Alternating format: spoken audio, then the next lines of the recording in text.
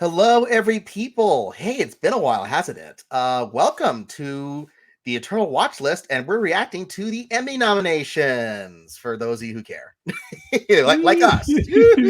Yeah. Hey, I'm gonna sound a little off. I just came back from the dentist, and I'm mostly better, but just a little numb right there. So it'll get better as the recording goes on. I just wanted to get it early enough so we can still get on the news cycle for what happened today. With me is Bradley. How you doing, buddy?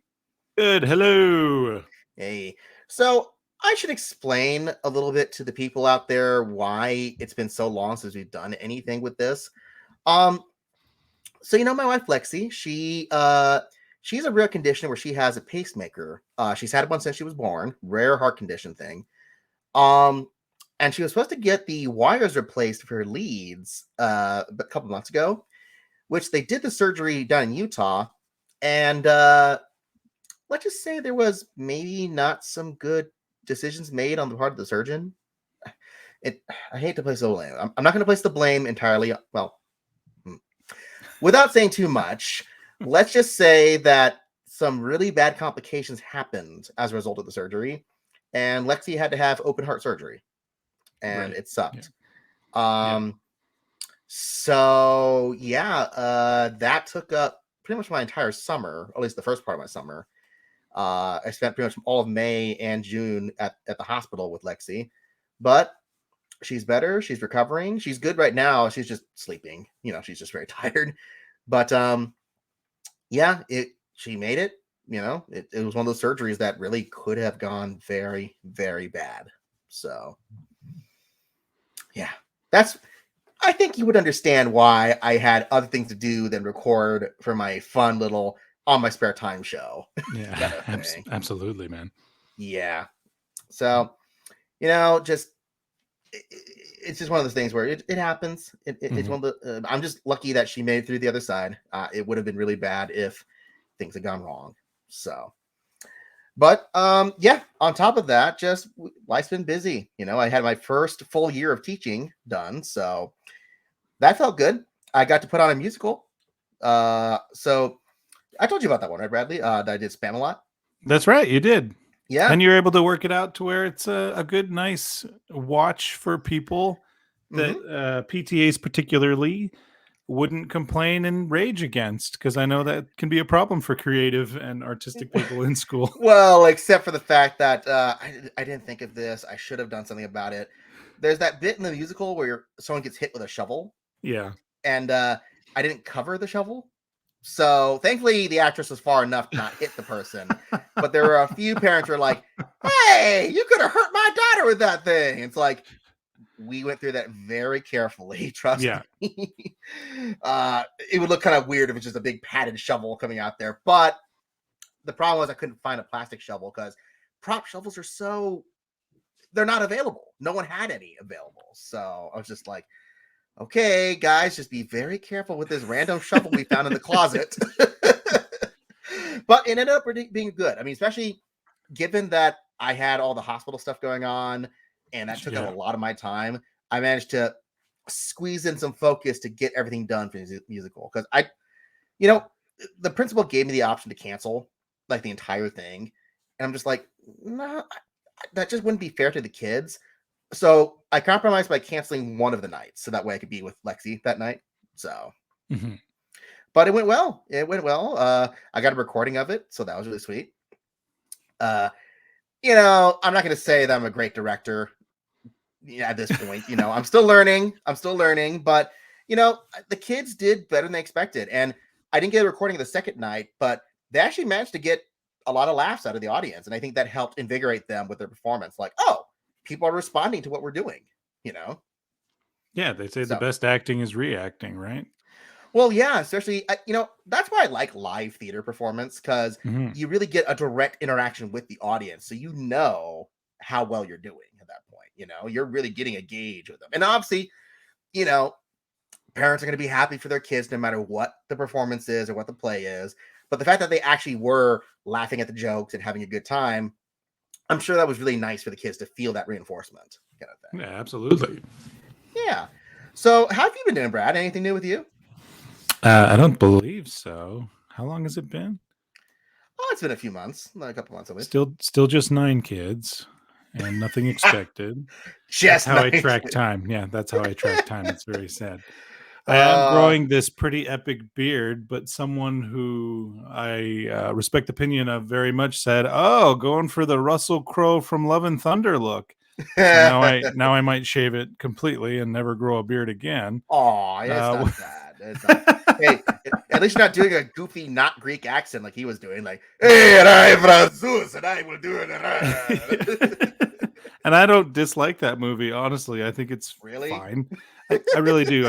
I do think it's fine. Love and Thunder, Uh, I would put just above Dark World. I know there's been like 8 Thor appearances, so maybe if I listed it all out, people would be like, "This is proof you don't like it, Brad. That it's near the very bottom." it is hard to But rank them because, like, Thor: The Dark World was just boring, but Love and Thunder was irritating. So it depends on which one bothers you yeah, which more. one bothers you more? I Like think wasted irritating, potential or yeah, irritating edges out a little bit on my scale, but I'm like, fine, yeah, whatever. and no one told Christian Bale to dial back his Oscar nominee type of performance. Like, dude, they're making fart jokes. Dial it back. And I he's have like, to "No, I assume don't that do he that." saw how everyone else was doing, where they were just like, literally, there were scenes they're just wandering in their pajamas and scenes, and it's just like, you know what? Christian Bale looked at that and said, "If no one else is going to take this seriously, I'm going to take this extra seriously. I am going to do as I'm going to be Atlas. I'm going to do all the heavy lifting, put this Yeah, whole yeah, movie on yeah, my yeah. back." Well, it worked for him. I don't know. Yeah, no, Anyways, he was criminally underused in that movie. Like he like was. literally I the agree. best part of that movie is the opening because you actually like kind of sympathize for him at that beginning scene. And then it's 100% you just do. dumb stuff for the rest of the movie. Yeah. Yeah. I mean, to be fair, there's dumb stuff in that part too with the stupid god he killed. You're just like, well, yeah, your god's a dick. No wonder it's a Yeah. Taika Waititi god. So there you go. I really thought the rest of them would be like good riddance when they found out found out about it. But That would have been instead they're funnier. like, It's like, oh no, Sultazar is dead, and they're like, oh, okay. yeah, yeah. Oh no, question mark? Yeah. Oh, I'm really gonna miss that dude and his horrible orgy jokes and stupid. Yeah. Are we really that sad about? No, okay, yeah, that's No, fine. yeah, yeah. That would have been funnier than what they did. And it would be saying something about their hubris and their dismissiveness of life. The Just movie doesn't say anything. That's why it fails, no, I the, think. the movie says Taika Waititi was bored.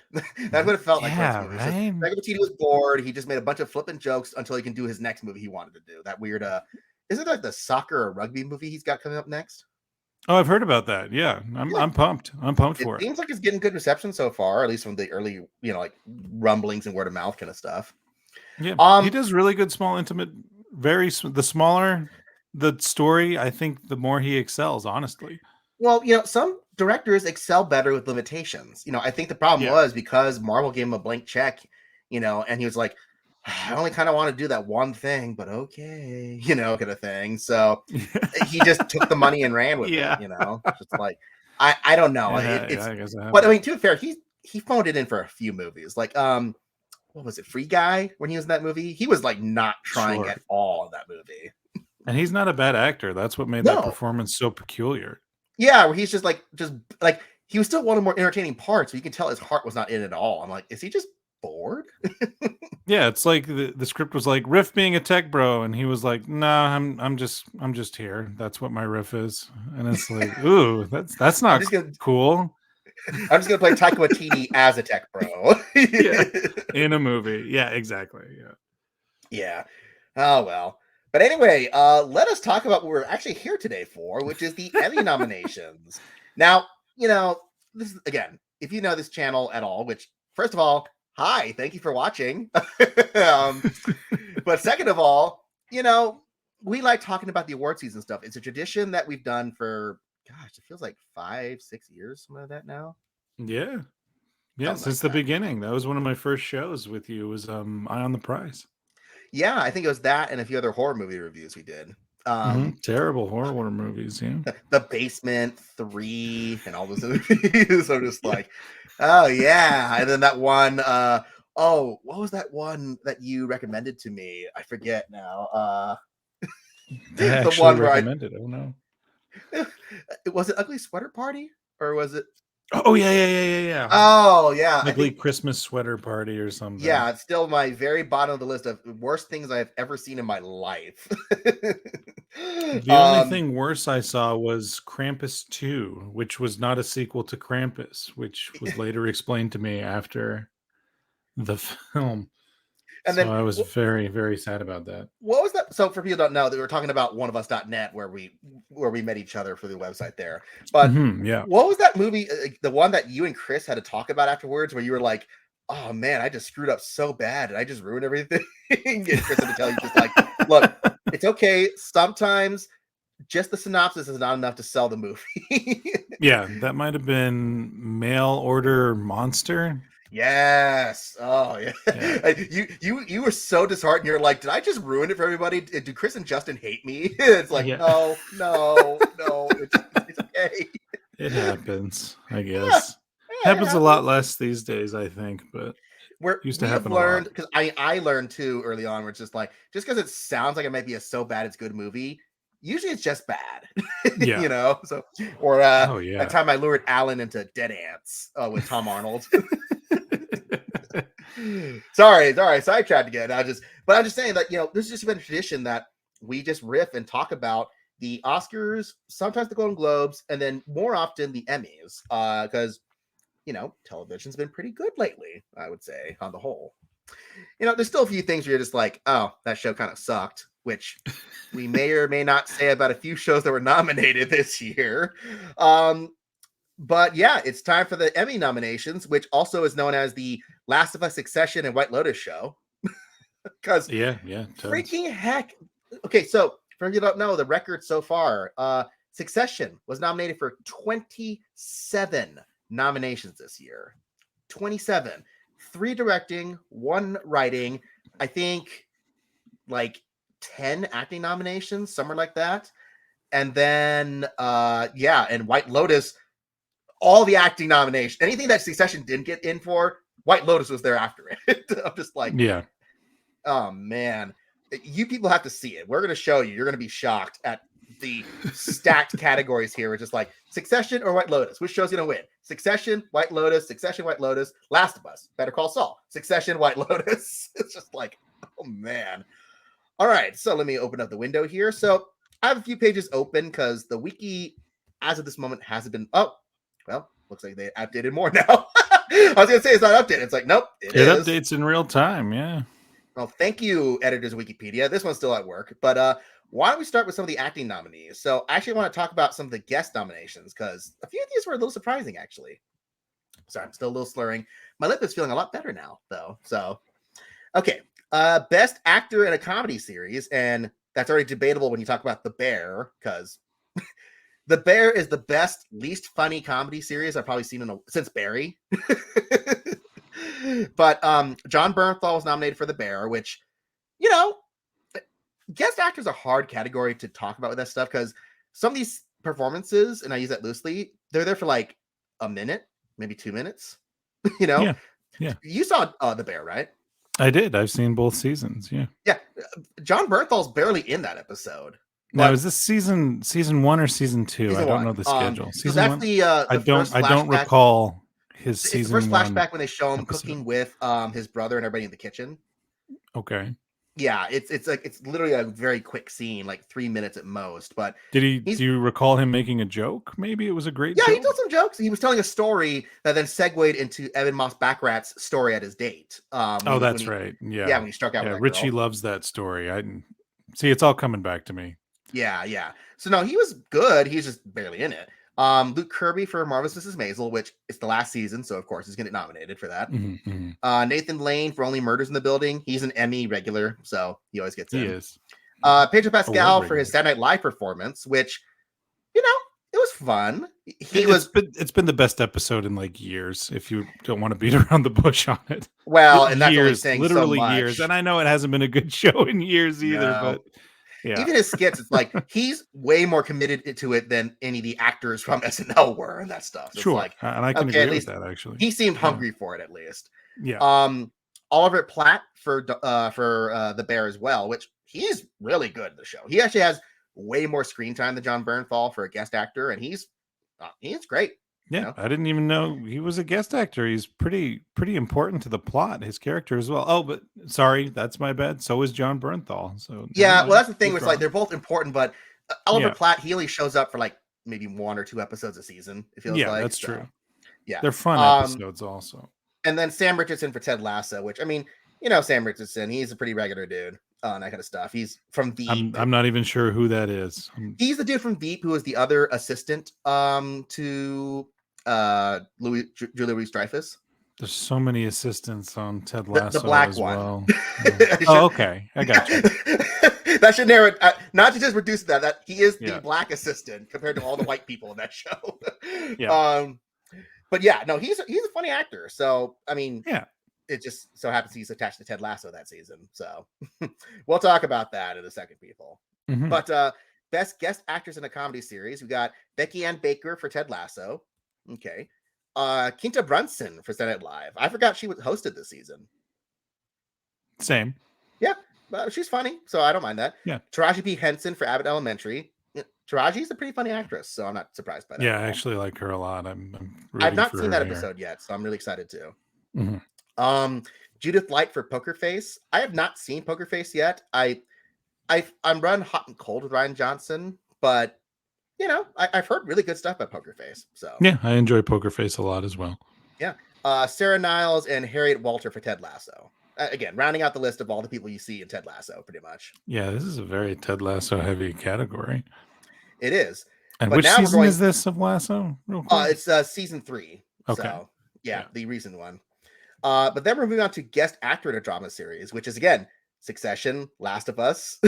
Pretty much literally every nomination is from one of those 2 shows, because guest actor in a drama series, Murray Bartlett and Nick Offerman for the Last of Us episode Long Time, which, I mean, honestly, everyone else is just lucky to be in Nick Offerman's shadow in this category.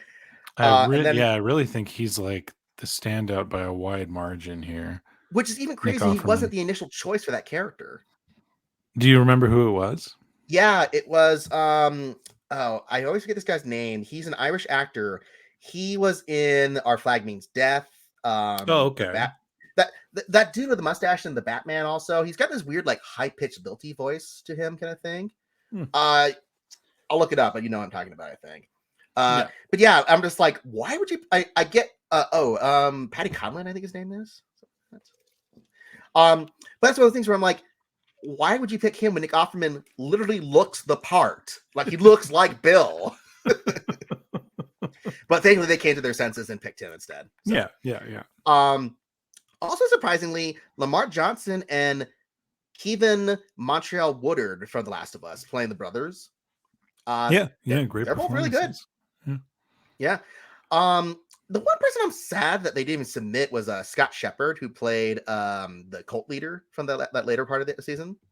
Oh, okay. You think it was like a Rafe Wilson snub? Because like nobody. Well, he wasn't submitted at all, so I guess he must have just not bothered. Okay. Yeah, but I thought he was really good. Like, he was really, really good that season. It's very convincing. Very, very much what I feel like a lot of the Walking Dead villains tried to do, but came up way short, Yeah, like he's kind of governor-esque, but not quite that, like, big imposing. He's just like, no, he's just a freak, just some weirdo cult leader. A charismatic leader with a dark secret. Yeah, exactly. And who imposes that dark secret on everyone without them wanting to know about it. It's a great episode. Yeah. And then he has other dark secrets that are only alluded to. Where you're like, it's all terrible. Oh. But then the other 2 are James Cromwell and Arian Moayed for Succession, which Arian Moayed was barely in Succession this season. So I'm just like, okay. But James Cromwell, absolutely, because his whole eulogy scene was amazing. So. For me, it was the highlight of the season. And I only say that based on how the other seasons have already given me all of what I need from that terrible family. Does that make sense? Sure. I mean, it was just something finally different, something honest. It was amongst other really great performances. They're all great performances. Never getting anything honest out of any of these people, which is their characters. Well, it's funny It because just he's became done so that. burdensome to me that I Yeah, but loved that's not James out of Cromwell's character for him eulogy. because he always Right. does that, where he's always like, "Oh, you people are awful," and he finally got a chance to just announce it on a podium and tell everyone how awful they But are. it was actually a beautiful eulogy, and it wasn't all Yeah. scathing. Oh yeah. That's why it moved me so much. Well, ultimately, you saw at the end of the show too that he knew where his bread was buttered too. So it's like, Yeah, okay, he can protest exactly. as much as he wants. That's his family's money, and it's his money too. So Yeah. yeah. But then guest actors in a drama series again. Actually, one thing I'm really happy for. So Melanie Linsky and Anna Torv got nominated for Last of Us, but the person I was championing for who actually made it in was Storm Reed playing Riley, the girlfriend. Hmm. Yeah. I was shocked because I'm like, Storm Reed, I found her to be an okay actress, but she was legitimately really good that episode. Well, a lot of So, her parts are just so. Well, that's what I think you're absolutely right here because a lot of her parts are like, "Hello, I'm a random friend," and that's or it. Wrinkle in Time, where they didn't really give her anything to do in that show either. Right. Well, Wrinkle in Time, right? Oh, it She really sucked. should have been so much more of a presence in that actually. But Yeah, with Riley, Riley's an incredible character who is and carrying she looks the very adult part, and themes, and yeah. yeah, and they don't fumble it. And it's one of the best sequences of the game as far as flashbacking goes. Hmm. So Absolutely. And then rounding out is just a bunch of Succession nominations: Hayam Mabis, Cherry Jones, and Harriet Walter. Which again, yeah, they're only in it so much. I mean, Hayam Mabis, I've always complained that they didn't know what to do with her after like season 2, but it's always nice to see her show up every now and then. She's yeah. the newest wife of Brian Cox. So Ugh. yeah, all that fun stuff. Womp womp. um, well then moving on, do you want to continue acting stuff or do you want to talk about writing and directing a little bit? Whichever you want to go, man. I'm right behind you. Yeah, I'm gonna segue to writing and directing a little bit because there's some interesting stuff here. So writing ended up being kind of a surprise for comedy because you got Barry, with the Wow episode, Jury Duty, which had a much better showing than I thought it would. I have not seen Agreed. this yet, but I've heard a lot of people really like this show. So have you seen it, Brad? I have, and I love this show. I Okay. it, I can't explain it. Like if I read the premise on paper, I'd say, "Man, no, that's dumb." But actually seeing it presented with all these comedians, it's so funny. James Marsden has this is the best role James Marsden has been in years, and Playing I hate saying himself. that I hate saying that he's even in it because it's such a surprise to see him because I didn't know anything about it, Well, that's and a just huge thing that the show relies you to know about is James Marsden being a part of the story. I suppose so. Even the James, clip they showed for the nominations this morning is just that guy going like, "So yeah, this guy's James Marsden. You ever heard of him before? No. Uh, Hairspray, all these movies, X-Men. Nope, never heard of him no, before." don't say X-Men. Then everybody thinks Hugh Jackman, and they're disappointed when they see him. And the way he pokes fun at himself is so perfect.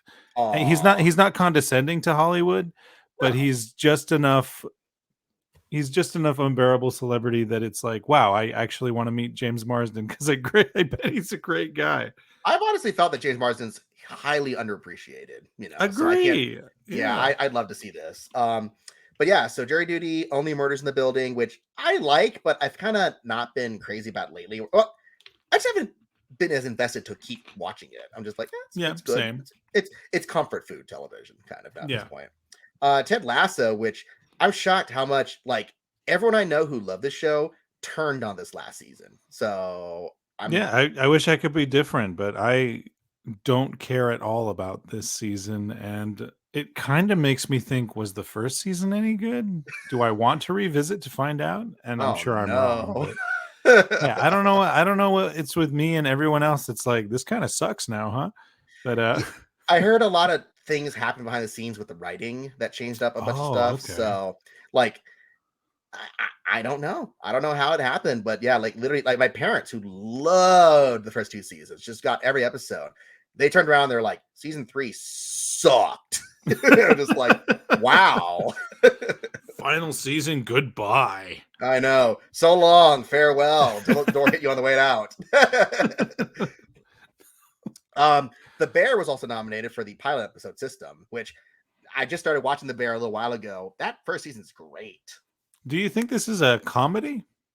No, I don't It think has so. funny parts, but it's way serious. Like it's so deadly serious. Evan Moss, who plays Richie, I'd say He's the funniest part, probably. yeah, he definitely carries some comedic bits. But I mean, I'm honestly, not if sure it I would wasn't, call this a comedy. But I'm yeah, glad it got nominated for something, though. yeah, if it wasn't Emmy Moss Baccarat, it would have been Jason Mantzoukas, because that's basically who he's playing in this show. It's just a Jason Mantzoukas type kind of thing. So, but yeah, like honestly, everything else is just so deadly serious that you're just like, yeah, really a laugh riot this show, but it's still great. It's really, really good. Other people's anxiety is hilarious. Now, the last one here, I'm kind of surprised, is the other two. Had you ever heard of the show before? I haven't. No. But I love this title. Carrie and Brooke go to an AIDS play. But yeah, just some HBO Max show. I gotta check this out at some point. I've never ever heard of this. So it's a cool title. Yeah. And then directing for comedy series. Basically pretty family stuff. It's Bill Hader for Barry, which, you know, it was the WoW episode, but he directed the entire season, so it's not too surprising. Yeah. Ted Lasso got a nomination for, I think, the last episode there. The Bear got nominated for the review episode, which was legitimately really good. That's the one with the unbroken, like 17-minute long take. Oh, okay. Yeah. Yeah, that one's Christopher Storer. Okay. He's the main showrunner and creator behind the series. So he directs and writes like a whole chunk of episodes. So Mrs. Maisel for the final episode, which, you know, Mrs. Maisel, I don't know. I didn't feel very motivated to watch this last season. I heard it's fine. So my wife and mom-in-law love this show. So yeah, I like the show a lot, but I know third season was kind of a stumble. Yeah. Fourth season got a little better, and then I just didn't feel the drive to watch this last season. I'm just like, I'll catch it later. Yeah, it happens. Yeah. Now this show I don't know anything about. The Miss Pat Show. Have you heard of that one? No, I'm not sure. Yeah, it's a PET show apparently. So it got nominated for directing. So good for them. Yeah. And then, not too surprising, Tim Burton was nominated for his Wednesday episode that he did. Wednesday's Child is Full of Woe. And that's the pilot of the episode of the season. So yeah, the pilot was hilarious. Yeah, he did the first 4 episodes, and then I think the rest of it was somebody else. But I know that he's probably going to be heavily involved in the second season too, because this is kind of his comeback almost. I don't want to say that too much, but it kind of is kind of like putting him back in the forefront of like, oh yeah, Tim Burton's relevant again. Woo! After seeing Dumbo, I thought that was it, and he would never make anything worth watching ever again. I know, right? And the pilot episode of Wednesday was kind of like, wow, whoever, because you know me, I don't read credits very well till the end. I thought, whoever did this really got the heart of Tim Burton, and it is Tim Burton. Wow, Tim Burton's back. Yeah, I think it just. The Addams Family fit his style a lot better, you know, that kind of like macabre, dark humor sense kind of thing. So, yeah, good for him. That's really great. So then we got writing for a drama series, which makes me so happy. Andor was nominated for writing. Woo! Bo Williman. Which one is which story arc is One Way Out? So one thing, Bo Williman, that's the dude who made House of Cards. That's wow.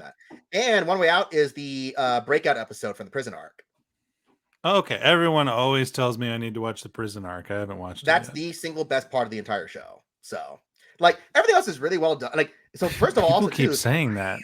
Well, yeah, it is. It's legitimately the best written and paced segment of the entire show, I would say. Because essentially Andor is like in 4 chunks. There's the setup arc where they get off of the main planet.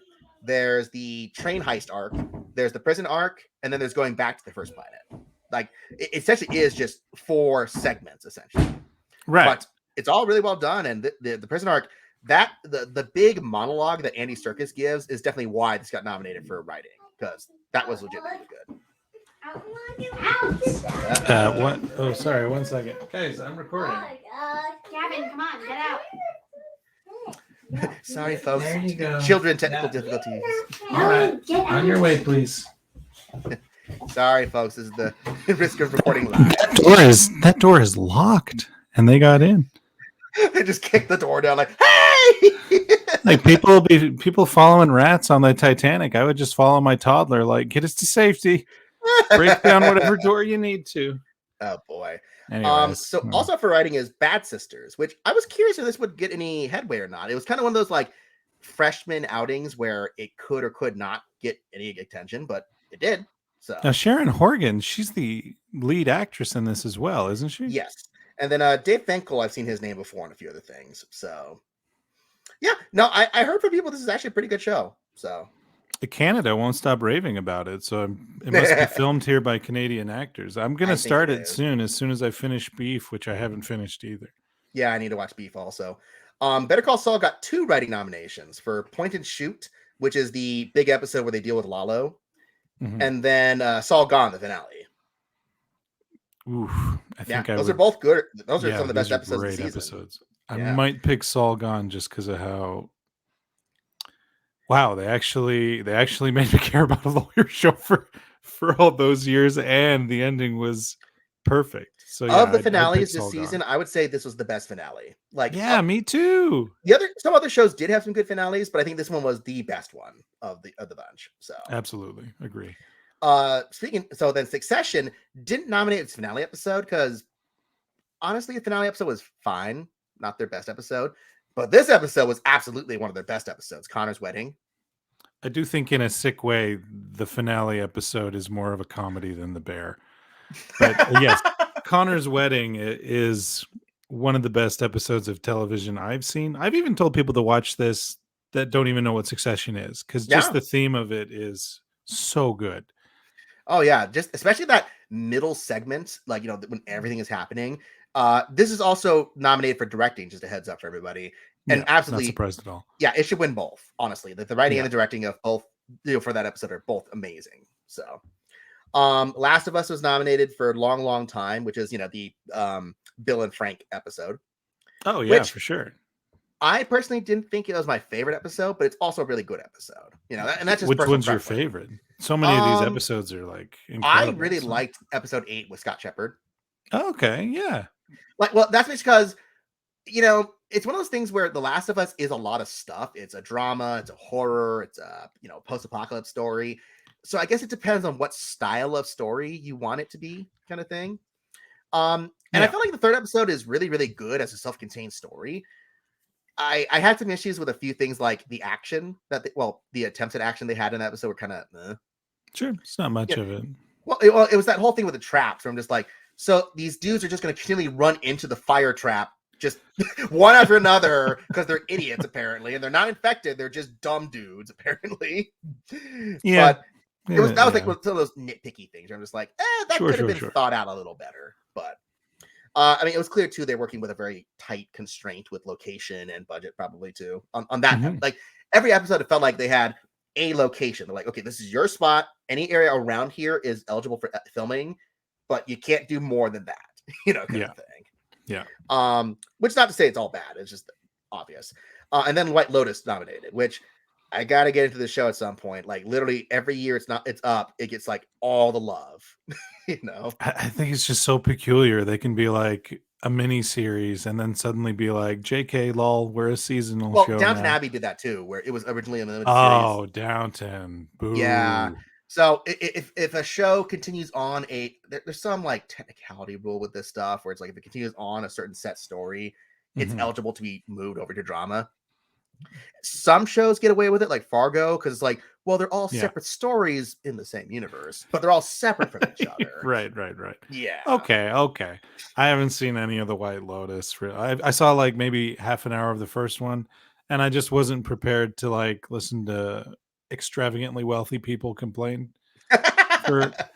And now I am, though. Like I said, I hopped on Succession, and that's very similar to what I just said.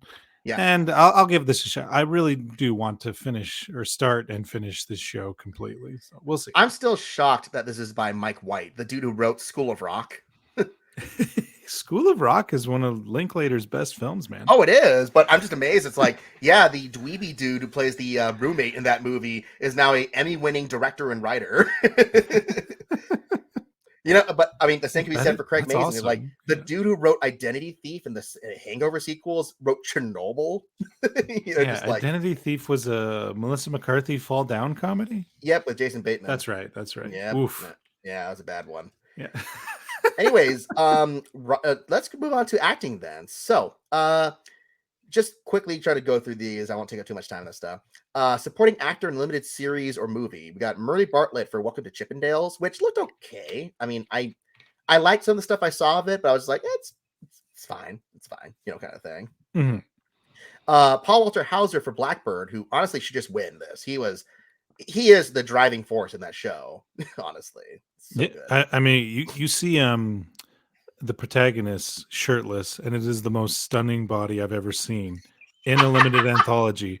But I think what the reason I'm bringing that up is you're right. Paul Walter Hauser somehow exceeds that with his performance, and it's incredible to watch. They matched wits with each other really well. But Paul Walter Hauser, I mean, absolutely, it's one of those ones where he's played roles like this before, but this is some of the best stuff that he's done with that. You know? Paul Walter Hauser is becoming my favorite. Who is that again? Actor that should get all the awards all the time. Yeah, he's wonderful. He gets pigeonholed too much because he's like, oh, he's that fat funny guy. It's like, yeah, but he's more than that. He's like Richard Jewell. Whether you like this movie overall or not, I thought he was great in that movie. Like he really held that movie together. Yeah.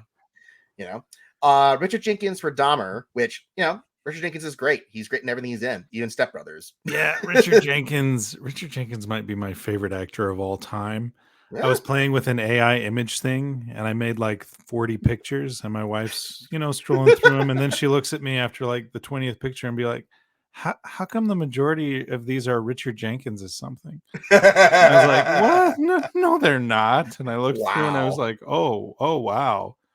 Oh, do I have a crush? What? When did this happen? Well, ever since I really discovered him with The Visitor, I've always liked his stuff. So, then Joseph Lee and Young Mazzino for Beef, which again, haven't seen it, can't comment on it, but cool. Nice good representation. Yeah. Ray Liotta for one of his last roles. He still has a few more movies coming out, but this is his last like TV project, I think. Oh, that's cool that Cocaine Bear isn't the last thing. Yeah. Oh goodness, right? Because he was partway through filming a movie when he died. So. Oh wow. Yeah, he had like I think 3 or 4 other movies that are still in the can. So I doubt they'll be great, but it's nice that Cocaine Bear isn't seeing his entrails get torn out by a bear isn't the last thing we'll see of him. Yeah. Oh boy. And then Jesse Plemons for Love and Death, which I'm so glad Love and Death got ignored for the most part. That show sucked. Well, you said that Candy was superior, right? Yes, Candy is the better version of that show. Okay. Yeah. And you know what? Look, like Candy isn't like flawless, but it's more straightforward and honest about what it is. Love and Death just feels like what's his name? David E. Kelly just trying to do this weird, extravagant like fantasy of the story. And I'm just like, it's not really what the story is about, but okay, whatever. And we'll talk about some snubs there too, because some people are very upset with people who didn't make it in for that show. Supporting actress in limited series. You got Annalay Ashford for Welcome to Chippendales, which apparently did pretty well with acting nominations this year, because then Juliette Lewis also got in. Maria Bello for Beef. I'm just glad that Maria Bello is still getting work, honestly. She's again highly underrated actress. Yeah, agree. Claire Danes for Fleischman is in Trouble. I've heard good things about this show. So it's a really hard show to watch for me because see, in my marriage, communication is like priority 1, and Fleischman in Trouble is without spoiling anything, 2 people who are refusing to communicate, and it's just which is a good thing. That's the anxiety I think they're going for, but it's really, really hard for me to watch. But I can't. It's good, but I'm not enjoying it because of that. It's a personal preference, I guess. Yeah, fair enough. Oh my gosh, just talk to your like. What is wrong with just talk? And it doesn't. Yeah. One of those things. Camilla Morone for Daisy Jones and the Six, which I've also heard good things about. Overall. I keep hearing about this show, and I don't even. What's it streaming on there? It is. Oh, it's done by Scott Neustadter. He's an alumni from Syracuse University, where I went to. Oh, cool. Yeah, they're the guys who wrote The Disaster Artist, I think. Also, it is on Amazon. So, I got Amazon. I'll check it out. And it's a musical drama, so interesting. I do like musicals. Yeah. And then Niecy Nash for Dahmer, which she's probably going to win. Honestly, she's been the most raved part about that show, acting wise, outside of Evan Peters. So that's great. Yeah. Oh yeah, she's great in it, and It's interesting because I guess she's going by Nacy Nash, even though I think she got married and changed her name also, where she's Nash Betts now. So, Okay. yeah, I don't know which one she's going by, but she's listed as Nash. So Yeah. Well, they got all those rules they got to follow. I heard for there's your some name weird. Yeah. I don't know what's going on there. That's why David Tennant's not really David Tennant. Don't spread that around though. People will get mad at you. It's Andrew Lincoln's not Andrew Lincoln. So yeah. Isn't that crazy? Andrew Clutterbuck. That's such a cool name, and I know, but I could see where maybe that might not be taken very seriously. Like, oh, you're a Clutterbuck, aren't you? Okay, that's true. All right, you got me. Clutterbuck's a clusterfuck. Yeah. Anyway, best supporting actor in a drama series, F. Murray Abraham. Woo! One of my very favorite actors ever.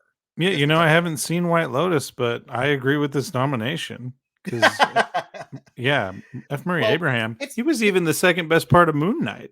That was him, right? Khonshu? Which he also got nominated for voiceover performance. Oh, that's awesome. Yeah. It's so nice too, because he got fired off a show recently, Mythic Quest. Did you hear about that? Wow. Yeah, no, I didn't hear about him getting fired. Wow. It was one of those dumb things from at least what I've heard that he told some off-color jokes off stage and somebody got offended and he got fired because of it. All right. Which sucks, honestly. So I'm suck. like, you know what? It's nice for him to get a win here, at least with that. Which honestly, the show, I mean, White Lotus probably does better for him because he's just playing he's playing the Chevy Chase character for Community essentially on Mythic Quest. So it's like, okay. Crazy old man who's sometimes serious, mostly there to make raunchy jokes. Just like he has way better talent in him than that. But he's not the only White Lotus actor because again, it's Succession and White Lotus for both these categories with a couple exceptions because it's him, Michael Imperioli, Theo James, and Will Sharp. Which I definitely have to watch this now because every season White Lotus has gotten like 10 acting nominations. I got to see how they could cram in that much quality acting in one show, apparently. Theo James. Didn't I see him in one of those successful YA adaptation quadrilogies? Divergent. Okay. Yep, that's him. Wow, he's in, I almost said real movies. He's in, that's not fair. I'm sure Divergent's fine, but wow, look at that. Yeah. Wow. No, good he's for great. him. Yeah, no, I got to start watching White Lotus. Okay. Yeah, White Lotus has been a big boon for his career. But then everyone else is starting Succession because it's Nicholas Braun, of course, Matthew McFadden, who's going to win. I'm sorry, he's going to win this category no matter what. Everything he did my favorite. I was rooting for because you're supposed to root for a character, even though they're all terrible. But I was rooting for him to win. Yeah, he's the most likable character in the whole group, honestly. Yeah. And even he's got some crappy parts about him, and yet he's still the most likable character of the bunch. I guess arguably the other most likable character is Alan Ruck, who was also finally nominated for the first time this season. Wow. Which, to be fair, this is probably one of his better seasons that he had, too, because he actually gave him more. Oh, definitely. Yeah. Definitely. And then Alexander Skarsgård, who... honestly, going from guest actor to notable supporting character is pretty good, And he has more, actually more of a character, more emotion at least to play in this final season than his earlier seasons where he's just cool. Everybody wants to be me guy, Yeah. I always joke that his character is kind of a fusion of Elon Musk and PewDiePie. Like that's the way he's playing it because he's got the PewDiePie look, but he's got the Elon Musk arrogance to him. Yeah. Like, I just couldn't stop seeing it. It's like Shaw Profist. But then outstanding supporting actress in a drama series, Jennifer Coolidge, which she won last year, and it's very possible she might win again. So, because Succession only had one nominee in this category, but it's J. Smith Cameron, which she was good. I don't think she did as much this season as last season, but that's just what it is, kind of thing. Mm-hmm. Yeah. Elizabeth Debicki for The Crown, who was probably the most praised acting performance of the season, I would say. Well, so many portrayals of Princess Diana over the years, they just get dumped on. I'm like, this is a disgrace. Diana would never approve. I couldn't find a single over-the-top negative about Debicki, so I thought it must be a great performance. Honestly, the most people complain about The Crown is the writing this season. So, just that it was kind of schmaltzy and schlocky. But her and then the Emma Corrin, I think her name was, from the last season, were both well-received. So, let's see. Then also from White Lotus was Megan Fahy, Sabrina Impostitore, and Aubrey Plaza, who I forgot was in the season. Awesome. and then Simona Tabasco, which, wow, so many people. My goodness. Yeah. Um, You think but they'll cancel each other out, or Jennifer well, possibly Coolidge because the takes one it that again? I'm sure everyone wants to see is Rhea Seehorn win for Better Call Saul. I do want to see that. That would be Me very too. nice to see. So I think it's going to be between her and Jennifer Coolidge, because Jennifer Coolidge already won this category for limited series last season. So we'll see what happens. And this is the swan song for Kim Wexler. So you know we gotta award it, guys, please. Yeah. Honestly, she for getting ignored for so many seasons and only getting Yeah. nominated. She only got nominated twice now for this last season. So it's like, hey, give her due. She's been one of the anchors for this show, honestly. Yeah, exactly. Oh man. Let's see. Comedy series supporting actor Anthony Kerrigan and Henry Winkler got in for Barry, which honestly, there's two of the most consistent performers in that show. Yeah, Even I'd pick Kerrigan over I'd pick Kerrigan to win this. I'll just say that. Fair, especially with I didn't really like how they treated Gene throughout the season. You know, Henry Winkler's character, because I had a lot of problems with the season of Barry. It started off really strong and it was overall well made. I questioned a lot of decisions that led to the ending, though. Just personally. I mean, I love the final moments of this season, but if someone asks me, can you, without being convoluted, explain these final decisions? I'd be like, no. Well, and the worst part is those moments could have worked, except it felt rushed. Couldn't like if there was another, that's if there were like another 3 episodes in between to flesh out those parts of the story, it would have made more sense. Yeah. But instead, we just kind of got there. I feel like, it just kind of happened. Yeah. Let's see. Phil Dunster and Brett Goldstein for Ted Lasso. Ted Lasso not as well represented for supporting acting this year. Yeah. Which, again, not too surprising, because apparently people just didn't like this season very much.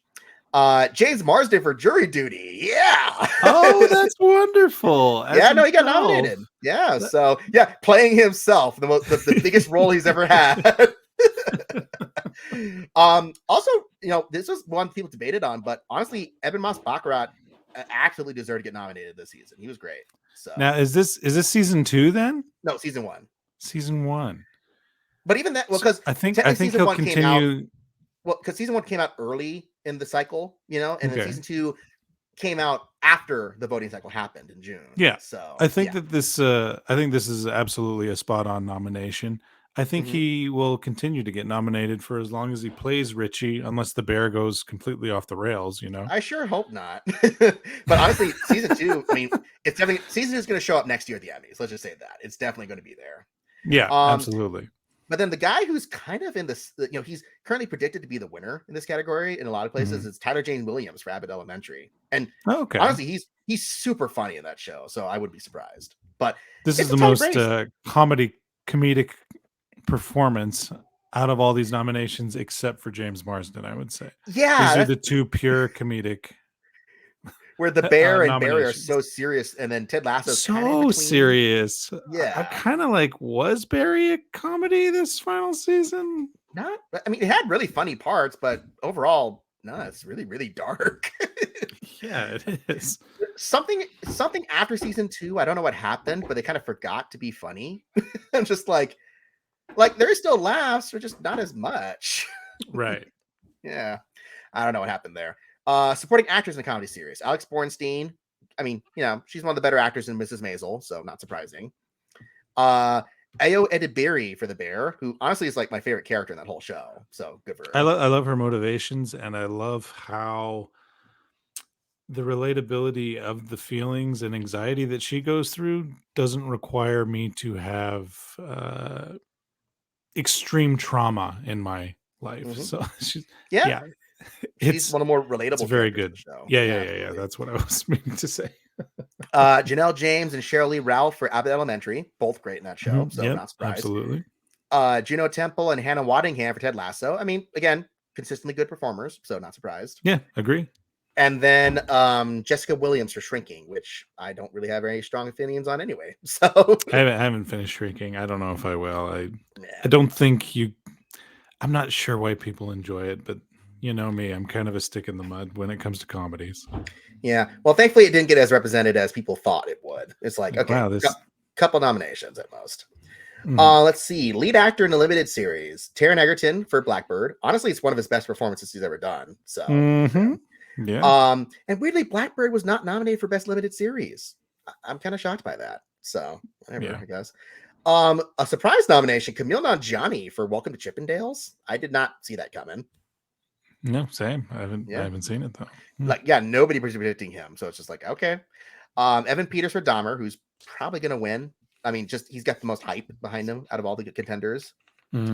Daniel Radcliffe for Weird Al, the Weird Al Yankovic story. So, I mean, I know the joke is that he's not even remotely playing Weird Al accurately at all, and that's the joke. So, well, the way Weird Al talks about finding him to play him, it's kind of like he's playing him in that sense.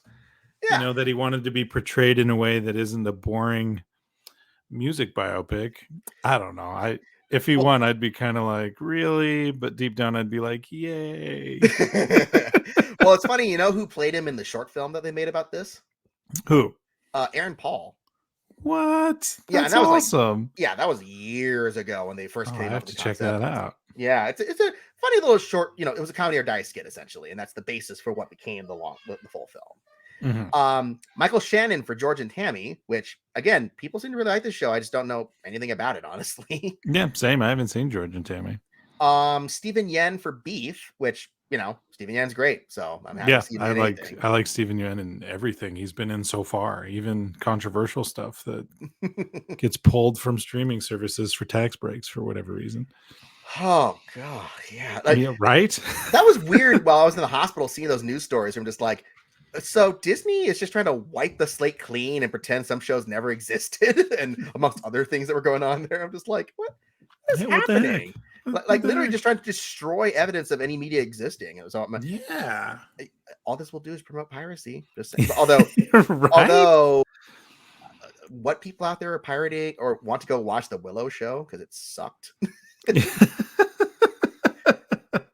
it's still promoting piracy. Yeah, regardless of what they're pirating. But yeah, exactly. Lead actors in limited series: Lizzie Kaplan for Fleischman in Trouble. So yeah, fantastic. She's absolutely great in that. Jessica Chastain for George and Tammy. Fresh off her Oscar win, so she's kind of stuff. Maybe I should check out George and Tammy. Yeah. Dominique Fishback for Swarm, which I have no idea anything about, other than I've heard some people like it. I guess I am absolutely terrified of the character she plays. She is incredible in this. I don't want to believe this is based on a true story. That's how good she is in Swarm. Oh, okay. And I think I'm not supposed to say it's based on a true story. I forget, but yeah, it's so upsetting, dude. It's so, oh my gosh, this could be like my next door neighbor and I wouldn't know it type of performance. So yeah. Oh, you know what? I have seen her in some stuff, like some of the movies some of the stuff they show here. I'm like, I don't know her very well, but I have seen her in things before. Now another show I've never heard of, Tiny Beautiful Things. Kathryn Hahn was nominated, which that was based on a book I haven't read. So that's exciting. Oh, there's a book that Brad hasn't read yet. Oh my goodness. Oh. And I do love Kathryn Hahn, so maybe I'll watch it. Oh, there's Daisy Jones and the Six again too. Yep, Riley Keough for Daisy Jones and the Six. Hey, after losing, I think her grandmother, she's Elvis's granddaughter. So okay, yeah, because Lisa Marie Presley passed away, right? Yes. Yeah, so nice for her to get a slight win, after losing a loved one, kind of thing. Absolutely. And then Ali Wong for Beef, who, I remember seeing Ali Wong's comedy specials being advertised on Netflix, and I'm like, okay, she looks funny. I don't know much about her, but good for her getting more recognition now. So now to boost my reading cred back, I have read Ali Wong's book. So here we are. Yeah. Oh, there we go. And she's absolutely hilarious, and I am going to watch Beef. I've already said that's the first thing I'm going to watch that's on these Emmy lists is finishing Beef. All right, then best actor in a drama series, Jeff Bridges for The Old Man, which is like the only thing people really rave about The Old Man is Jeff Bridges. So yeah. Succession with 3 best actor nominations for Brian Cox, who I don't think deserved it, but not because he was bad, because he's barely in this. Yeah, this isn't a at all. I don't like this nomination at all. It's because Brian Cox was nominated there previously and he refused to get downgraded, I'm sure. So Oh, okay. Well, I've all heard right. back and forth things about Brian Cox. I mean, I'm sure he's probably a nice guy, but he's got, he's an actor. He's He been takes his around for a work while. seriously, yeah. He's got a bit of Which an is ego. good. Yeah. Yeah. He's also like one of the most costly cameos on the Cameo website. Oh, Like, really? Wow. oh yeah, if you want to get him to do a cameo thing, it's like $600. Yeah. He's got a distinctive voice at least. I got dude from Malcolm in the Middle. Oh my gosh, I love this dude. What's his name? The main actor. I'm sorry, I'm just sleepy. I don't remember his name now. No, I know who you mean. Yeah. Yeah. I love that guy. Frankie Muniz. Yeah. Frankie Muniz, yeah. Frankie Muniz. I'm sorry. I love you, man. I just totally blanked your name for a second, but he did it for like $30 and it was like the nicest, sweetest cameo to get my wife while she was recovering in the hospital. Yeah. That's super awesome. nice dude. But yeah, so back to the point. Him, Kieran Culkin, and Jeremy Strong nominated. That's a pretty strong list. Kieran Culkin. I like Kieran Culkin the best out of these three. What do you think? Yeah. I mean, Jeremy Strong's already won, so that's a huge thing. That's one of the reasons. Yeah. I mean, Kieran Culkin, that scene where he breaks down at the eulogy was like, honestly, like, that's the thing is like, his character is just such a despicable little turd for most of it, but that one scene where you see him like break, it's like, wow, that does a lot. They have souls. That sort of thing. This family has souls. That part is like, is he in the coffin? Can we get him out? You're just like, oh, you poor thing. Oof, yeah. Bob Odenkirk, who for my money I think should win. Same. Like all the Succession actors are really good, but I'd like to, especially Bob Odenkirk literally almost died making this season. He should get some recognition for his work. He almost pulled a Birdman for his art, and they can't ignore that, right? Well, he didn't intentionally have a heart attack. Oh, that's true. That's true. All right, you got me. He didn't say this like that. Spoilers for a movie no one cares about if they don't already, Awesome. I like Birdman too. Thank you. Yeah, Birdman's great. I get such mixed reactions when I say I like Birdman. Everyone's like, that wasn't my favorite movie that year, but it was like number 2 or 3. So yeah. All right. And then Pedro Pascal for Last of Us, who's just happy to be there, pretty much. Yeah, I think Pedro Pascal, yes, in the final 2 episodes. Before then, kind of like, oh, cool, it's Pedro Pascal as Joel. That's cool. Well, the problem was, like, I mean, people have said this already, that he's not really Joel for a huge chunk of the season until the end. Yeah. Like, they softened him a lot, where it's like, I get why. So much. Yeah, but the show was missing some of that bite until that last 2 episodes when I forget the director's name, like Ali Abbasi or something like that. The director of last 2 episodes, he really brought the violence back. It was like, oh, there we go. That's kind of why I like those episodes so much. Like especially that number 8 one I said, where I'm like, yeah, this is what Last of Us is. It's dark and brutal and violent. If you cut that stuff out, it's not really Last of Us. Well, you kind of get hints of it from his brother's performance. Who's playing his brother? Also a great performance. But if you don't, if you don't know about the violence, then the hints don't shine through. I've watched the show twice. I actually absolutely loved the show. And but no, I agree with what you're saying, that Joel doesn't really get to be the Joel that everyone knows and hints at knowing until the final 2 episodes, which is some very heavy lifting by Pedro Pascal. But yeah. Oh yeah, especially I love the bit in episode 8 when he does that one thing and the guy's like, "Oh, F you, dude, I'm not telling you anything." He's like, "That's okay, I believe him." He just kills the dude right there. He was like, "Yep, that's exactly how it is in the game. That works. That's exactly how it should have been." Yeah, exactly. Lead actors in a drama series. So Sharon Hogan from Bad Sisters. So good for her. Awesome. Melanie Linsky for Yellow Jackets, which I've heard back and forth on this season with Yellow Jackets, but and she's also in The Last of Us, right? Yep, she also got nominated for guest actress. So yeah. As you said, Elizabeth Moss for Handmaid's Tale for one last hurrah for this show that's way past its prime. Yeah, agreed. Yeah, which thankfully didn't get really much anything else other than a couple pity noms. So, oh man, Bella Ramsey for The Last of Us. Now here's a show that I've heard a lot of good stuff about. The Diplomat. Carrie Russell was nominated for it. Yeah, I've heard great things about it from Devindra Hardwar from Engadget News. He's the only one I ever hear like beg people to go watch it. So yeah, I'm gonna have to check it out. Yeah, and then Sarah Snook for Succession, which again, honestly, she probably should win because she had one of her best seasons this season too. So, And I agree with that 100% as well. oh yeah, This is I love that she's not just pushed away to, we don't know how to write women, so you stand over there. Like what happened to Lena Headey's Cersei Lannister. Like they're like, we don't know what to do with you, Cersei. Sorry, you've been an incredibly important protagonist through the whole thing, or antagonist, but now we don't know. You're pregnant, maybe. I don't know. Bye-bye. Lena But Headey Sarah becoming Snook got a queen. perfect. Lena Headey Yeah. becoming queen of the balcony for that last season. Yes, But just like how Littlefinger was lord of that one balcony in Winterfell for like a season, just every time. Yeah. Maybe it was just the final seasons, a couple final seasons as a whole. I'm really complaining about. I do agree with Sarah Snook as the winner of this, though. Yeah, I mean the fact they upgraded her to lead actress is totally legit too, because she's a 100%. driving force throughout this entire season. So good for her. Lead actor in a comedy series, Bill Hader for Barry, which I mean he's great as always. Is in it a that one. comedy? Is he being a comedian this season? I don't know. Well, I mean, hey, to be fair, he's shown great dramatic range in the show too, so it's Yeah. yeah, 100%. Yeah. Jason Segel for Shrinking, which all right, hey, Yeah. Jason Segel's a much Okay. better actor than people give him credit for. He just also he sometimes picks not great roles. So I still say everyone should go watch The End of the Tour when he plays that famous author, which he was really, really good. Oh, the author of The Infinite Jest. Yeah.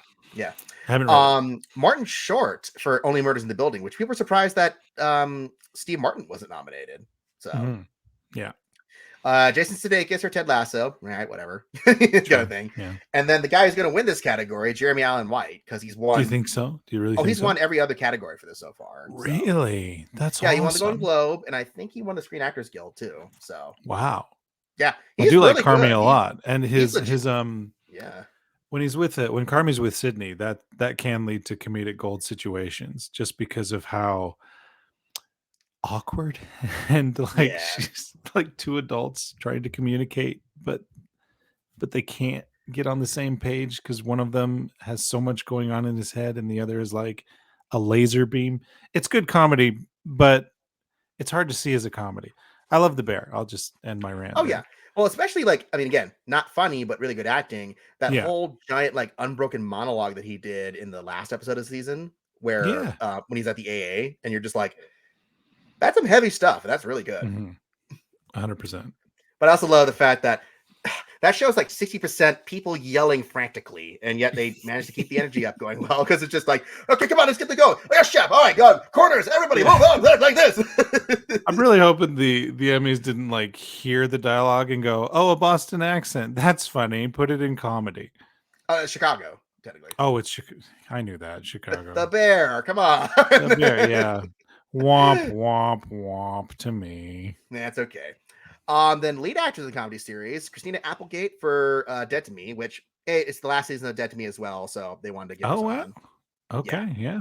I mean, if I recall, she's been going through a lot lately too, so it's kind of a nice little recognition for her. It is. Rachel Brosnahan for Marvelous Miss Maisel. Again, a lot of shows ending. My goodness. That's two. That's two in a row. Next year's Emmys are going to be really weird. It's just going to be all freshman series, honestly. Quinta Brunson for Abbott Elementary.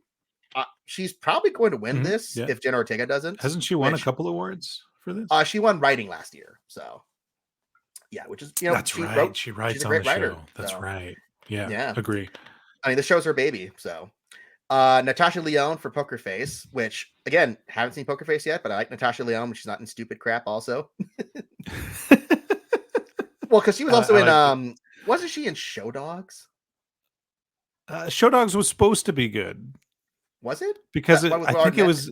Wasn't it supposed to be based on Best in Show during way no. Drafts? That's the one with Will Arnett and the talking dogs where they're trying to talking dogs. No, I don't know. I don't care. Yeah, no. I'm like, whoa, no. Best in Show is funny. I got confused again. Show Dogs is the one with the creepy scene they actually cut out from the theatrical run because it was too suggestive. Well, that's good. Yeah. And it's a kids movie. Natasha Lyonne. I do like Poker Face. I think Quinta Brunson is so talented. This is a tough category. I actually like all Yeah. these women, so we'll see. They're all worthy nominees. Even Jenna Ortega for Wednesday, who Jenna honestly is the best Ortega right now. like blew up last year, huh? Was Mhm. she was in Scream as well, right? The Scream Yeah, Scream rebooting. 5 and 6. Yeah. Wow. Yeah, she's kind of the it girl right now. So it's honestly going to be between her and Quinta Brunson, which I would say Quinta Brunson probably got it, but it's Mhm. going to be a close call, I think, between those two. It's nice that it's such a variety of different characters as well for once, and not the stressful mom who's married to the idiot husband. You know, we've No come a shade, long way in comedy. no shade to Modern Family, but yeah, Yeah, I suppose. No shade. She's great, yeah, actually. Yeah, no shade to Modern Family. That does have a lot of yeah. good seasons. Now talk show, scripted variety, reality competition. I don't care. I'm Same. sorry. I don't know. I don't care. I don't watch this stuff. I'm weirdly. It's weird that last week tonight with John Oliver got moved to scripted series instead. It's not a talk show anymore. Huh. Yeah, because now it's up against Saturday Night Live, so now it's not certain if one of those are going to win or not because they used to be in separate categories. Which Oh. I heard there was a reshuffling of some nomination stuff this year. So in this case, they reevaluated what's a variety sketch series in that I sense, and see. they rebranded it to scripted variety series. So Hmm. well, because before it was literally just Saturday Night Live and a Black Lady sketch show. Those are the only nominees Right. for sketches. So it's like, well, Now there's a third option. yeah. So now, but now it's two people who usually win these categories. That's what makes it even weirder. You're like, oh, Yeah. yeah. Let's see. So limited and anthology series is Beef, Dahmer, Daisy Jones and the Six, Fleischman's in Trouble, and Obi-Wan Kenobi. So out of all the Star Wars shows you've seen, would you have guessed Obi-Wan Kenobi would be the one that rises to the top? Does No. this mean Andor is getting a second season, Oh, or? Andor is getting second season for sure. Oh, So. okay. Well, this isn't okay then. Yeah. No, Yeah. I did not like the Obi-Wan Kenobi show, but you know, I hated it. I'll just go out yeah, and say it. I don't care how funny that Joel Edgerton meme is. I hated this show. it was really bad. Like I'm just I amazed mean, how they had no such shade to anyone who well, liked it. I'm so it's sorry I amazing how hated it so much. But they yeah, had such I right hated it. material, like something really good to work with, and they just picked the dumbest story possible to work off of. The origin of the hello there meme. You I weren't know that. expecting it all to come down to that. Which he said that, but he said that before because he said it in episode 3, which was a reference to a thing that the original Obi-Wan said in the original series too. So it's like, Yeah. so just keeping the cycle that every time Obi-Wan's in a new generation of Star Wars, he has to do the hello there. You know, I think my bad attitude just comes from too much. I know nothing can actually happen, and that's on me. Well, Like, it's just bad writing. It was just bad like writing all oh, around. Obi-Wan couldn't do the final blow. Why? Because Because he Darth Vader's literally not dead. can't. Yeah, because Darth Vader is alive, and I'm like, okay. And Mm-hmm. that's again, that's me. That's a Oh, did you love personal it how prequel hate issue. they had to purposely knock out Luke Skywalker for that final fight too, to make sure that he never sees a lightsaber because it would break continuity with the original movies. Because that's one of those things where I did think I about that. didn't I'm even like, think of that. Yeah. yeah. I was just like, oh right, because when he sees a lightsaber first time in New Hope, he doesn't know what it is. So that would make no sense if he sees the Inquisitor with lightsaber. So Well, the jokes people have made about "Help me, Obi-Wan Kenobi, you knew my father in the Clone Wars, and also we've met. We actually have had a huge adventure. Remember? You're my only hope." everything with Leia was just so dumb. And I do like the Leia actress actually a lot, No, but she's not a bad it's actor, but such an awkward they didn't write kid storyline dialogue for her. They wrote grown-up dialogue for a 13-year-old, for a oh, no, for child. a Yeah, 10-year-old which movie. happens a lot, unfortunately, for family Yeah. shows. They're like, oh, she's got to be sassy, just like Carrie Ann Fisher. It's like, Kids can be sassy without sounding but like not like an 40-year-old adult. people. Yeah. Yeah, it was just bad. It was all bad. Yeah. And everything involving that whole underwater fortress rescue that they had to do was stupid as well. Where they're sneaking her under the cloak, like as if nobody could see this giant dude with the bulge around his waist. It's like, yeah. Anyway, now I think TV movie is in the separate category here. Let me see if they refreshed it on the wiki. No, so I'll pull it up and just. Do they have it here? Yes, they do. So, TV movie here, the nominees are Dolly Parton's Mountain Magic Christmas. Sure. Okay. Yeah, sure, yeah. why not? Fire Island, which I've not seen. I've heard I'm not sure what that is. No. it's a comedy-ish movie built Oh, off Fire Island Hulu. stuff. We I don't think, got Hulu so. in Canada. Yeah. Hocus Pocus 2. Sure. Whatever. Okay. Yeah. Prey, which actually did have, Woo! what? I enjoyed this, and it was also apparently nominated for directing this year. Also, should win Best Boy for that dog. So. Dog was amazing. Oh yeah. And then Weird, the Al Yankovic story. So it's probably going to be either Yeah. Prey or Weird Yeah. for the winner. So and then last two series ones here, we got Best Comedy Series, which is Abbott Elementary, Barry, The Bear, Jury Duty, The Marvelous Mrs. Maisel, Only Murders in the Building, Ted Lasso, and Wednesday. Overall, that's a pretty good list. Yeah, these are all great TV shows. Yeah, honestly. And then continuing shows, yeah. Yeah, and then drama series, Andor. I know Melina was super happy about that one too. Better Call Saul, The Crown, okay, House of the Dragon, which, man, House of the Dragon got shafted when it came to other categories. No acting nominations for that one, sadly. But I think it was up for writing or directing, I think. Okay. Was it? No, it wasn't. Oh, no. So, wow. I don't think. Anyways, then let's see. We got The Last of Us, Succession, White Lotus, and Yellow Jackets. So yeah, also a pretty solid list of shows. Other than The White Lotus and Yellow Jackets, I've seen all of these. Yeah, I've seen about like half of the first season of Yellow Jackets, this is her second season, but I liked overall the first season. It is misery to watch through a lot of it, because I mean it's a dark show, really dark show. So for sure, yeah. But then White Lotus, yeah, just curious to see that. It'd be funny if Andor won, right? Wouldn't that be crazy?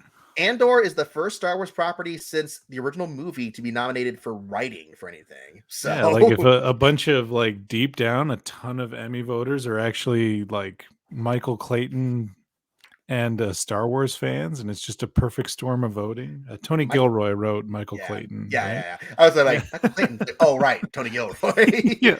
Well, yeah, and not only that, one of the other guys was Dan Gilroy, his brother, who did Nightcrawler, who was on that show. Oh, what? And Bo Willimon from House of Cards. So they just had this absurdly stacked group of creators. I need to finish this show. I haven't seen the best part of it. Everyone tells me to watch the prison arc and just ignore everything else if I'm going to be a stick in the mud about it. Obi-Wan really broke me, you guys. It killed my will to watch these shows. I was not looking forward to Andor at all, because I'm like, wow, a show based on a character I didn't care for at all, really very much in the original Rogue One.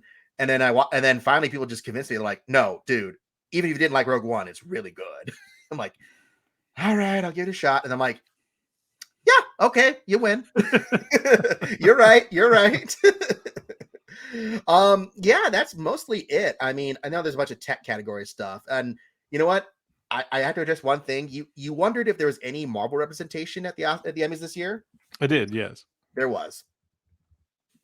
Let me see if I can type it up, because Miss Marvel got like 2 nominations, I think. Oh, okay. No, sorry, 3: editing, music, and title music. Okay. Yeah. All right then. Yeah. Yep. I know. I'm like, surely nothing from Marvel is going to get represented. It's like, well, there was one show. Her costume is awesome. I'm surprised it didn't get costume. Well, yeah. No, I got it. The costuming this year has been out of its mind incredible for a ton of shows. So never mind. Oh, well, I mean, when you look at costumes, it's just like, production and costuming has been like movie levels of greatness this year. Oh yeah, it's like even period costumes. Yeah, like, the Marvelous the Crown, Mrs. Maisel. the Great, I love Mrs. that. Maisel, Yeah. Perry Mason, Queen Charlotte. Hey, Perry Mason. Yeah, Perry Mason got really ignored this season, other than technical categories. Period costumes, yeah, Dahmer for limited series, fantasy sci-fi, Lord of the Rings, House of Dragons. Yeah, there's, again, like you said, there's movie quality stuff going on for costuming and a lot of stuff this year. Now Last of Us got a whole bunch of technical prizes or technical nominations, of course. Wednesday did as well, surprisingly, which, I mean, it's very likely Danny Elfman may win another Emmy this year. So that's kind of fun. Hey, that's cool. Yeah, he's up for both the main music and the title music for Wednesday. So, yeah, other than that, I mean, the technical prizes are kind of dominated by the shows you'd expect. It's like, hey, whoever's in the best drama series or best comedy series, they're also up for a bunch of the tech prizes. So, something cool animated. You mentioned about The Simpsons, right? Yeah, The Simpsons actually has pretty great episodes again. Yeah, because And the one it's nominated for, the Treehouse of Horror episode, was actually really funny. Yeah, that's the one with the Death Note parody in it. So it's like, okay, yeah. Now, out of these, I would pick Rick and Morty with the Knight family as a runner-up, and Gennady Tartakovsky's Primal as the winner. Yeah, which I'm surprised because some people were predicting Primal. I'm like, Primal's like the single best thing Gennady Tartakovsky has ever done. Come on, you got to give it some love, man. Now, I know people were very back and forth on the ending of season 2. I've actually not finished it yet, so I can't say. I liked it, but you could tell that he realized he had to end it, I think. Although it's getting another season that's going to be a completely different story. So how did that happen? It sounded like when he was in production with it that he's like, sorry guys, they're pulling the plug on Primal, so let's go out with a bang. And then suddenly it's back. Like, what happened? I mean, I think it's going to continue on with that new character, from what I heard. So, which is cool. I like those characters, but that's so weird that I hate behind the scenes stuff like this. Where and then Bob's Burgers and Intergalactic, which I've never seen. Have you seen any of that? I've heard of Intergalactic. I haven't watched it yet. I hear it's great. Yeah. No, I mean, again, a lot of stuff that I won't go through this entire document for a while. I won't go through this entire document. It's like 60 pages long. But, it was a good year for Emmys, I would say. A lot of well-deserved shows. Heck, even Stranger Things got nominated for a few things. Because now, here's the funny thing with that. You know that dumb rule where technically they allowed hanging episodes to be nominated in the next season? Like, the last few seasons of Handmaid's Tale got nominated in their own separate field because technically they're part of a different run of episodes. Right. That ends this year, apparently. They're if any episodes don't air after that point, they're just not going to be counted. Pretty much. So, yeah. So, if you want to make sure your show gets in for the Emmys, you got to finish by May 31st. That's the rule now. Which, fair enough. I mean, I always thought that was kind of dumb. It was like, look, I love Stranger Things and all, but yeah, for them to get recognition for not even having a full season this year, it's just like, right. Yeah. And Mandalorian got some tech noms too, but honestly, who cares? This Mandalorian season sucked. Yeah, I watched it and I couldn't tell you, other than Giancarlo Esposito's well, I shouldn't say exit because no one ever knows with Star Wars characters if they're gone or not. Except you. I don't remember a single thing about it. I only remember the terrible Jack Black episode. He was some sort of diplomat, I want to say. I don't remember. I just remember Mandalorian. Check me out as Bowser this summer. Yeah, and he's married to Lizzo in the show, which is just were they married? Yeah, there was the whole thing where it's like he was a former imperial diplomat, and he's through a rehabilitation program to become a nicer guy, and I'm his guiding light to help him see the light and that kind of stuff. Okay, like, right. And then the terrible memes of Baby Yoda being flung around like a doll throughout the show. I've seen those. I do remember those. Yeah, I'm just shocked. I'm like, with all the money and budget, force jumps, just chuck him. Yeah. Well, it's just one of the things. It's like, look, I get that, obviously, it's a mixture of a puppet and visual effects, but those scenes are just so fake. It's just clearly a doll being thrown around. It's so terrible looking. Something cool. Okay, last one, then we can get going. Yeah. Last one. Hey, it's kind of nice for game show hosts that Ken Jennings and Mayim Bialik got nominated this year. So, and they both are they both permanent on Jeopardy or? So, I mean, they Ken rotate? Jennings, I know, has been a little back and forth, like whether he wants to stick around or not. But honestly, he's gotten pretty good reception for being. Well, he was like that when he was competing. He wanted to be like the first, and these might be rumors, so apologies, but he was winning so often that he kind of wanted to be the first contestant to just retire out. And they were like, "No, Ken, you don't get to do that." Yeah. So there's a lot of hearsay about whether he lost or not on when he finally did lose. So yeah, which, hey, you know what? I don't. Which is fine. That's cool. That's pretty awesome to be so successful that people don't believe that you can lose. Yeah, he is the most famous contestant on Jeopardy ever. So I think he already has, enough love as it is. But his hosting is pretty good. I know people have complained that the questions have gotten harder on Jeopardy apparently since they've been hosting. Or maybe the contestants, I don't know. Or maybe the contestants are dumber. Because I saw one episode of Jeopardy. There was a super easy question. Nobody got it right. And I was just like, but the answer's so obvious. How did you guys not know? Yeah, the saddest thing for me watching Jeopardy is when it's Kids Week and there's specifically a category for kids their age, and the kids never know it because they're like, dude, I don't know what's on TV. I don't know what movies people are watching. I'm 24/7 in the books. Why is this category here to make us all look foolish? Oh my gosh, that's totally like a Fairly Odd Parents episode where the only question that Timmy Turner knew when he was on that quiz show was a television show question. Yeah. Because it was that one where the nerdy guy's like, I don't know that. I don't know the answer to that. Yeah. That's a good joke because that's exactly what happens during those But weeks. my Aunt Alex also a pretty good host when it comes to Jeopardy as well. So haven't seen some Yeah. episodes. Yeah. Yeah. So that's it. I mean, I know it's running a little longer than normal, but hey, I think this is a good year at the Emmys. It's television's at a great television's in a much more safe and secure spot than movies are these days, I feel like. I agree. Yeah.